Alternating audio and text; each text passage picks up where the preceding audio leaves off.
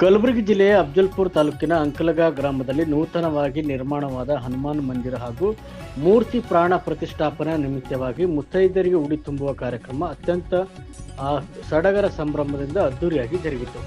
ಈ ಒಂದು ಕಾರ್ಯಕ್ರಮದ ದಿವ್ಯ ಸಾನ್ನಿಧ್ಯವನ್ನು ಡಾಕ್ಟರ್ ಅಭಿನವ ಚನ್ನಮಲ್ಲ ಶಿವಾಚಾರ್ಯರು ಹಾಗೂ ಶ್ರೀ ಶಟಸ್ಥಲ ಬ್ರಹ್ಮ ವಿಶ್ವರಾಧ್ಯ ಮಳೇಂದ್ರ ಶಿವಾಚಾರ್ಯರು, ಉಪಮನ್ಯು ಶಿವಾಚಾರ್ಯರು, ಶಶಿಧರ್ ದೇವರು ಸೇರಿದಂತೆ ತಾಲೂಕಿನ ಶಾಸಕರಾದ ಎಂವೈ ಪಾಟೀಲ್ ಸೇರಿದಂತೆ ರಾಜಕೀಯ ಗಣ್ಯರು ಮತ್ತು ಗ್ರಾಮದ ಹಿರಿಯರು, ಮಹಿಳೆಯರು ಸೇರಿದಂತೆ ಯುವಕರು ಈ ಒಂದು ಕಾರ್ಯಕ್ರಮದಲ್ಲಿ ಭಾಗಿಯಾಗಿ ಕಾರ್ಯಕ್ರಮವನ್ನು ಯಶಸ್ವಿ ಮಾಡಿಕೊಟ್ಟರು. ನಮ್ಮ ಹನುಮಂತ ದೇವರ ಗುಡಿಯ ಕಟ್ಟಡ ನಿರ್ಮಾಣ ಮಾಡಿರ್ತಕ್ಕಂಥ ಭಾಷೆಯ 4 ಜನರು, ನಾವು ಪೂಜೆ ಹಿಡ್ಕೊಂಡು 4 ಜನರು ಇಲ್ಲಿ ಬರಬೇಕು.